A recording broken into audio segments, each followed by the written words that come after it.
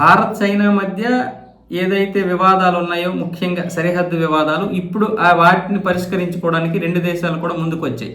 అటు నుంచి ఆ దేశ విదేశాంగ మంత్రి వాంగ్ యీ, ఇటు నుంచి మన జయశంకర్ గారు, అలాగే జాతీయ భద్రతా సలహాదారు అజిత్ దోవల్ గారు మొత్తం మాట్లాడడం జరిగింది. ఇప్పుడు ఆ సరిహద్దుకి పరిష్కారాలు కనుక్కుంటున్నారు. ఎక్కడెక్కడ మీ భూభాగము మా భూభాగము అది తేల్చడానికి అన్ని విధాలుగా కూడా చర్యలు తీసుకుంటున్నారు. దాన్ని 3 భాగాలుగా లేదా 3 పార్ట్లుగా లేదా 3 మెట్లుగా విభజించి చివరికి ఒక ఫైనలైజ్ చేసి వాళ్ళకి మనకి సరిహద్దు స్తంభాలు అయితే పాతుతారు. ఆ విధంగా తీర్మానం చేసుకుంటున్నారు. ఇప్పుడు అన్నీ చేసుకుంటున్న సమయంలో ఇప్పుడు లిప్ లాక్ రేఖ వద్ద నేపాల్ అయితే అభ్యంతరం చెప్తుంది. ఈ లిప్ లాక్ రేఖ మాది, మాకు సంబంధించింది, కావాలంటే చూడండి మ్యాప్లో అని చూపిస్తుంది. 2020లో కూడా తన పార్లమెంట్లో ఈ లిప్ లాక్ రేఖ మాదే అని ఆమోద ముద్ర కూడా వేసుకుంది. సరే, ఆ దేశానికి చెందినటువంటి పార్లమెంట్ కాబట్టి ఆమోదం ఇద్దరు వేసుకుంటారు. కానీ దీన్ని అప్పుడే మన భారత ప్రభుత్వం గట్టిగా వ్యతిరేకించింది. లిప్ లాక్ రేఖ మీది కాదు, లిప్ లాక్ రేఖ లింపియాదురా, అలాగే కాలాపాని, ఇవన్నీ కూడా భారతదేశానికి చెందినటువంటివి, కావాలంటే మ్యాప్లో చూడండి అని మన వాళ్ళు కూడా లేఖలు చూపించారు. అటువైపు నుంచి ఏమొచ్చేసి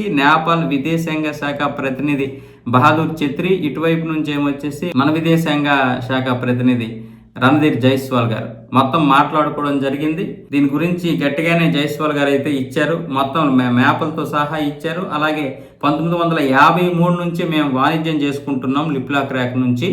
గత కొంతకాలంగా జరిగినటువంటి వివాదాల వల్ల ఇది ఆగింది. ఇప్పుడేమొచ్చేసి ఈ రేఖ మీది అంటే ఎలా అవుతుంది, కాబట్టి దీన్ని ఒక చట్ట ప్రకారమే మేము సరిదిద్దుకుంటాం, చట్ట ప్రకారమే దీన్ని మేము అన్ని విధాలుగా పరిష్కారం చూపిస్తామంటూ నేపాల్కి అయితే చెప్పడం జరిగింది. అంటే ఇది నేపాలే చేస్తుందా?